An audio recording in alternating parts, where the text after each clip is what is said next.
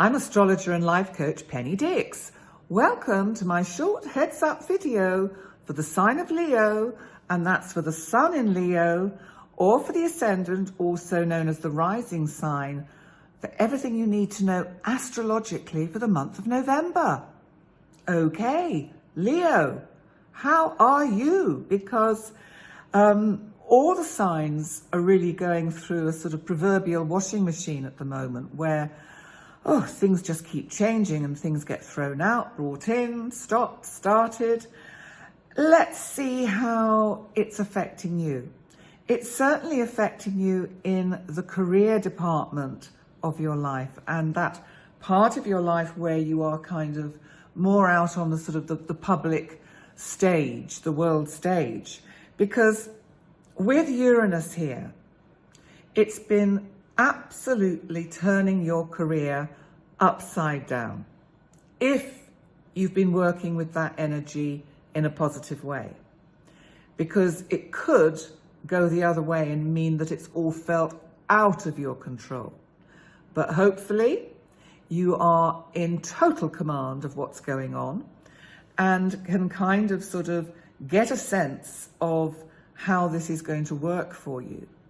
So let's just see what is going on, because we've got this full moon total lunar eclipse conjunct Uranus in this 10th house of yours, Taurus.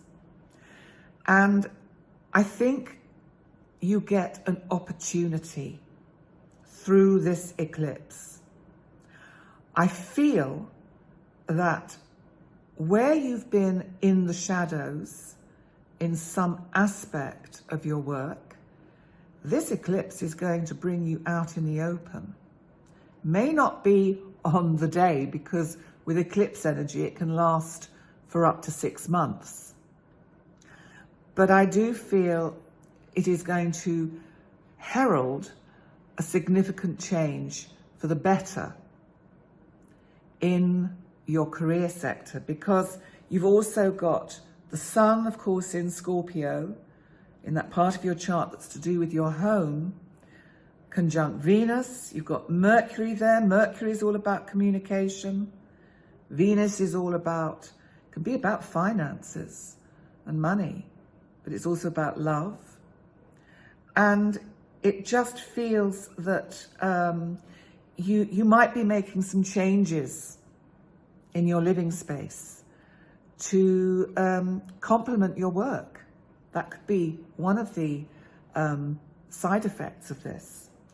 But let's see what else is going on, because you've got Mars, our god of action, assertion, energy, in that part of your chart that is to do with your hopes and dreams and your ideas and your visions, what you would like to, manifest in your life. It's Gemini, but Mars is making a square to both Jupiter and Neptune in Pisces. Now, Jupiter has slipped back into Pisces from Aries. So this is the 8th house for you.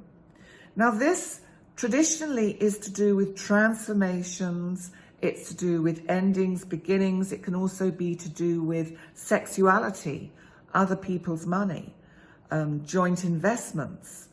But you need to think back to what was going on for you in April, because you might have found, actually, especially if you've got any planets in Pisces that Jupiter and Neptune are touching, that your kind of intuitive and psychic side is really taking off. And I think that's just going to get a bit of a boost. And I think the Mars squaring it is saying, just hold on. Don't get carried away. Because this Mars square could make your intuition a little bit off point. So just kind of check it out, think about it, put it to the test, look for your evidence before you start making sweeping statements. Saturn in your 7th house of significant relationships, of course, also now going direct. Saturn, our planet of timing, amongst other things. I think because it's trining Mars that's retrograde in your 11th house, means that there will be either a business partner or a specific partner of some description will be helping you think through your future ideas for your career constructively. And that would be super helpful. And remember, Pluto is now direct in Capricorn in that part of your chart to do with your health, amongst other things. And I feel it's helping you make powerful changes in your routine which have huge health benefits. Just don't overextend yourself, Leo. It's really important that you just hold back a bit, because that can be quite difficult.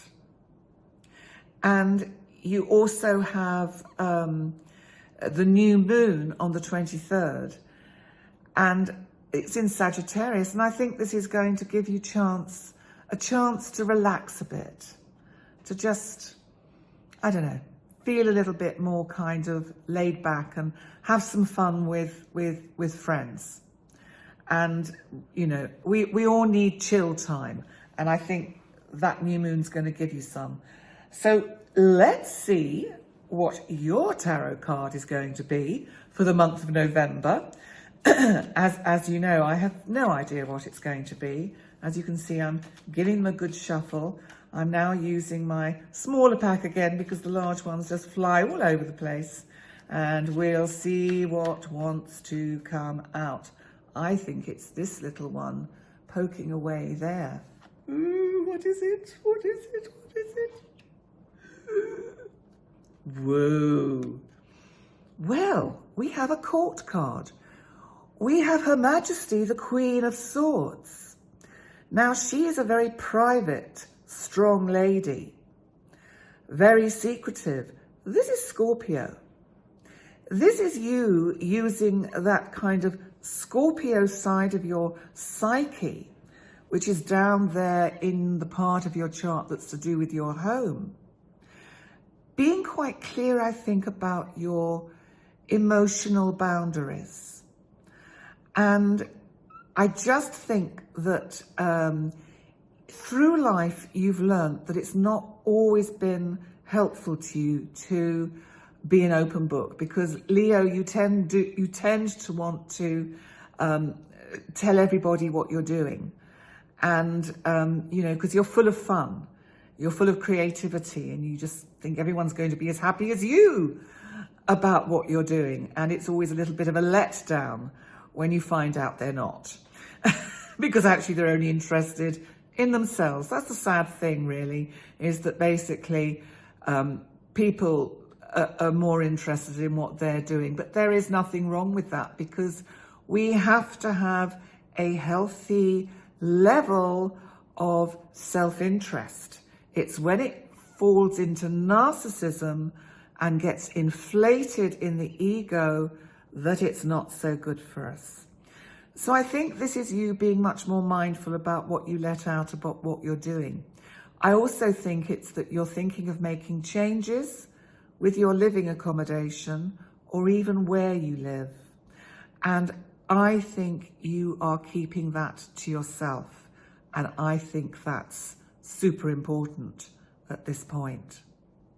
There we go, Leo. So, Leo, thank you so much for joining me for your November astrology. And please remember to like, comment, and subscribe. And I look forward to seeing you next time. Bye for now.